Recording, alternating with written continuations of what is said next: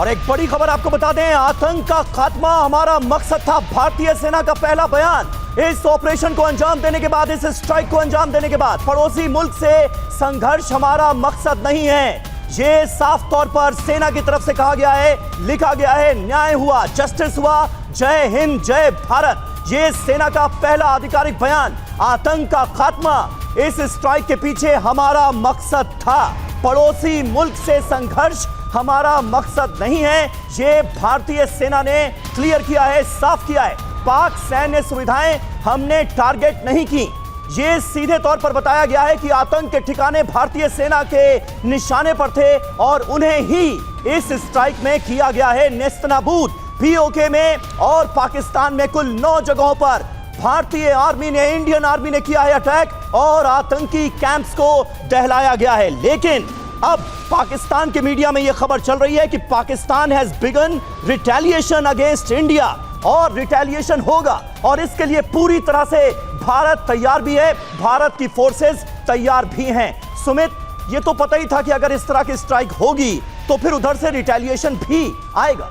देखिए, बिल्कुल रिटेलिएशन आएगा और उसको लेकर तैयारियां भी कर ली गई थी। आपने देखा कि पिछले कई दिनों से जो ड्रिल्स की जा रही थी, जो एक्सरसाइजेस की जा रही थी, वो इसीलिए की जा रही थी कि आखिरकार जब हम ऐसे बड़े डिसीजन लेंगे, हम ऐसी बड़ी स्ट्राइक्स करेंगे, तो रिटेलिएशन जो पाकिस्तान की तरफ से होगा उसको भी काउंटर, आप कह सकते हैं कि एक्शन लिए जा सके, काउंटर अटैक उसके लिए अंजाम दिया जा सकता है। और यही वजह है कि पाकिस्तान इस समय बौखलाया हुआ। पाकिस्तान लगातार ये दावे कर रहा है कि वो बड़े एक्शन लेगा, लेकिन इस समय भारतीय सेनाओं की तरफ से, एयरफोर्स की तरफ से हाई अलर्ट पर सारे एयर स्टेशन को रखा गया है। लगातार अपने डिफेंस मैकेनिज्म डिप्लॉय किए गए हैं और अभी ताजा हालात यह है कि इन इलाकों में कोई भी, आप कह सकते हैं कि नो एयर जोन है। और इस बीच और एक और जानकारी देते दर्शकों को, पुंछ, मेंढर, राजौरी में भारी फायरिंग इस वक्त हो रही है। एक और जानकारी, पाकिस्तान की ओर से जबरदस्त फायरिंग की जा रही है। देखिए बौखलाहट पाकिस्तान की, क्योंकि पाकिस्तान समझ नहीं पाया, उसकी सारी प्लानिंग धरी की धरी रह गई और भारत की तरफ से यह हमला किया गया है। तो अब देखिए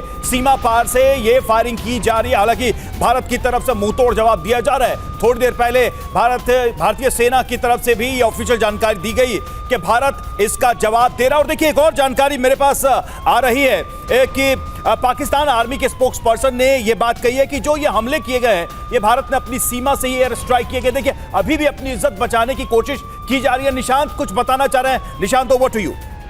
देखिए, आप सभी लोगों ने जो इन्फॉर्मेशन दी है उसमें एक वैल्यू एडिशन और एक नई इन्फॉर्मेशन मैं आपको देने वाला हूं। आप सभी लोगों ने कहा कि भारत ने किस इलाकों में अटैक किया है। इसके पीछे की वजह बड़ी साफ है। भारत इस युद्ध को एस्केलेट नहीं करना चाह रहा है। जिस एरिया से इस घटना को अंजाम दिया गया, पहलगाम वाली, उसी एरिया पे फोकस किया गया, यानी वो टेरेन जो है उसको एक्सपैंड नहीं करना चाह रहा है। जेडी वेंस ने एग्जैक्टली यही बात भारत को एज अ मैसेजिंग कही थी, अगर आपको याद हो, यानी एरिया ऑफ कॉन्फ्लिक्ट को लिमिट किया जाए जहां से डिस्टर्बेंस हुई। लेकिन अब बड़ी खबर, हमारे जितने भी दर्शक हैं, please be on stand by.